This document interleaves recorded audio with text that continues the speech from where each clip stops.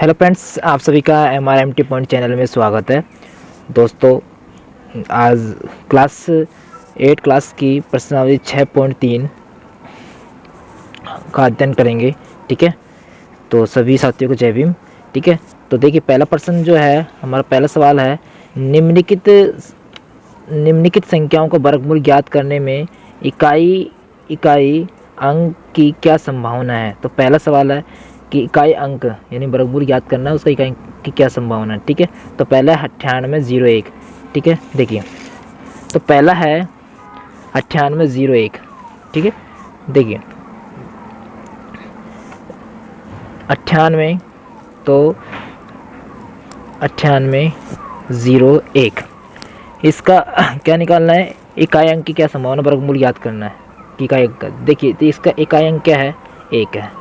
तो इकाई अंक 1 है, तो इकाई अंक 1 है, तो 1 का स्क्वायर करेंगे। ठीक है, तो 1 का स्क्वायर 1 होगा। तो ठीक है, तो इस संख्या का अगर वर्गमूल ज्ञात करें तो उसका इकाई अंक 1 ही आएगा। ठीक है, दूसरा है 99,856।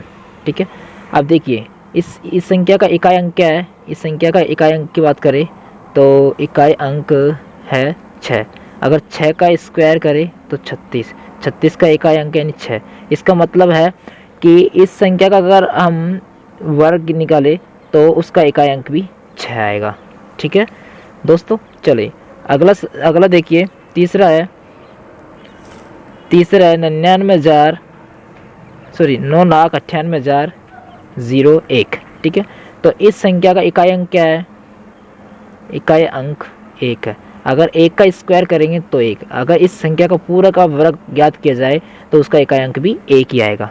ठीक है, तो इस तरीके से चौथा है कि 657000625। ठीक है, देखिए इस संख्या का इकाई अंक क्या है, 5 है। अगर इस 5 का स्क्वायर किया जाए तो 25, तो इसका इकाई अंक 5 है। इसका मतलब कि इस संख्या का अगर वर्ग ज्ञात किया जाए तो उसका इकाई अंक भी 5 आएगा। ठीक है दोस्तों, चलिए इसके बाद दूसरा सवाल है। दूसरा सवाल क्या है, देखिए दूसरा सवाल है कि बिना गणना किए वह संख्या बताइए जो पूर्ण वर्ग नहीं है। देखिए तो देखिए ऐसी संख्या का पूर्ण वर्ग नहीं है, उसे ज्ञात करने के लिए हमें ये ध्यान रखना पड़ेगा, 2, 3, 7, 8। अगर ये किसी भी संख्या के इकाई अंक में लास्ट में आए, इकाई अंक में आए, तो वो संख्या वर्गमूल नहीं है। तो पहला सवाल है, पहला है इसका 153। तो देखिए इसमें 3 आ रहा है, तो इस संख्या, ये किसी भी संख्या का क्या नहीं है, वर्ग, पूर्ण वर्ग नहीं है, किसी भी संख्या का पूर्ण वर्ग नहीं है, क्योंकि इसका इकाई अंक क्या है, 3 है। ठीक है, इसलिए पूर्ण वर्ग नहीं है। ठीक है, इस तरीके से याद कर लोगे। चलिए अगला देखिए, दूसरा है इसी का, दूसरा है कि 257। तो 257 में देखिए इकाई अंक 7 है, तो इकाई अंक क्या है, 7। तो इसका मतलब ये भी पूर्ण वर्ग नहीं है, अतः ये भी पूर्ण वर्ग नहीं है।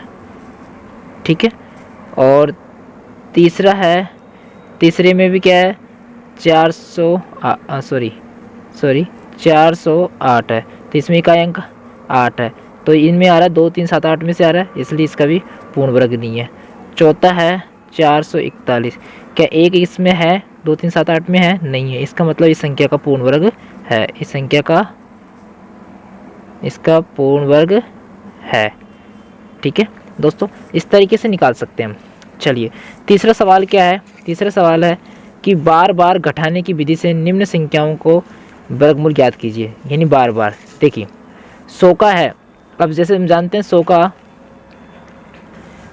तीसरा सवाल है कि 100 का वर्गमूल क्या होता है, 10 होता है।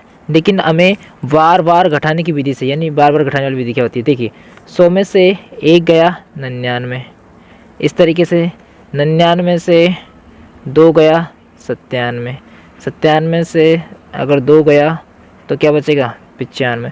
तो इस तरीके की प्रक्रिया दोहराएंगे।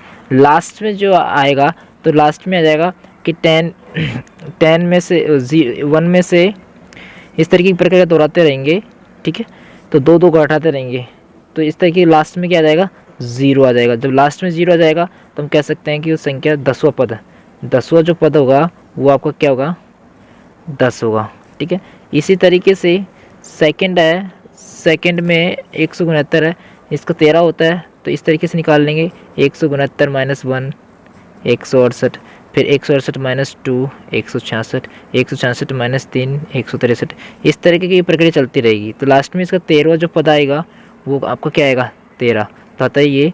तो कहने का मतलब जब इसमें से लास्ट में अंत में 0 बचना चाहिए, इस तरीके की प्रक्रिया दोहराते रहोगे तो लास्ट में 0 बचेगा, तो इसका मतलब वो 13वां पद होगा और 13वां पद आपका 13 होगा। इसमें भी 0 होगा लास्ट में, इस तरीके की प्रक्रिया करते रहोगे, लेकिन 10वां पद होगा 10 होगा। ठीक है, चलिए चौथा सवाल है। चौथा सवाल देखिए, चौथा सवाल क्या है, देखिए इसमें चौथा है कि अभाज्य गुणनखंड विधि से निम्न संख्याओं का वर्गमूल ज्ञात करना है। तो अभाज्य गुणनखंड विधि से ज्ञात करना है 729 का, 400 का, 1764 का, और ये 4096 का, फिर 5929 का। ठीक है, ये 529 81 का। ठीक है, ये इंपॉर्टेंट है, और ये क्लास 6 की है ये। ठीक है, और सॉरी क्लास 8 का 6.3 प्रश्नावली का है। ठीक है, चलो देखिए, चलो अभाज्य गुणनखंड विधि से, कौन सी विधि से निकालना है, अभाज्य गुणनखंड विधि से। ठीक है, तो पहला सवाल क्या है, पहला आपका क्या है, पहला है 729। ठीक है, अब देखिए 729 है तो इसका अभाज्य गुणनखंड याद करेंगे। ठीक है, 3 से इसमें डिवाइड करेंगे तो नहीं जाएगा ना। चलो कितने के दे, 7 से दे क्या, 7 का भी नहीं जाएगा, 3 का देते हैं। ठीक है, 3 का चल जाएगा, 3 दूनी का 6। ठीक है, 3 चौक 12, 3 3 9, फिर इसमें 7 का चल जाएगा, 7 3 21, 7 का नहीं जाएगा, फिर 3 का दे तो 3 का चल जाएगा, 3 8 3 24, और 3 1 3। फिर इसमें 3 का दे लो, 3 का 2, 3 दूनी का 6। ठीक है, 3 दूनी का 6, 7 21 27, इस तरीके से 3 का 2, फिर 3, फिर 3 3, फिर 1। ठीक है, तो निकाल लो 729 वर्गमूल निकालना है। तो इसको कैसे लिखोगे, 3 गुणा 3 गुणा 3 गुणा 3। ठीक है, 3 गुणा 3, 6 बार 1 2 3 4 5 6, तो 6 बार लिख लिए, 1 2 3 4 5 6। ठीक है, अब देखिए, तो यहाँ से 2 2 का जोड़ा बना लेंगे और इसमें से एक उठा लेंगे, 3 गुणा 3 गुणा 3, 3 3 9 9 3 27, तो ये 27 का है। ठीक है, इसी तरीके से दूसरा है आपका 400। 400 का निकालना है, तो अभाज्य गुणनखंड से 200, फिर 2 का दिया। ठीक है, 100, फिर 2 का दिया। ठीक है, 50, फिर 2 का दिया 25, फिर 5 का 5 5, इस तरीके। तो इसका निकाल लो, 400 का रूट 2 गुणा 2 गुणा 2 गुणा 2 गुणा 5 गुणा 5। ठीक है, तो इसका पेयर बना लो, 2 2 का 5 का, तो इसमें से 2 उठा लो, 2, इसका भी 2, और इसका 5 5 10 10 का 20। ठीक है, तो ये 20 को गए। तो इसी तरीके से सभी सवालों को आप कर सकते हो दोस्तों।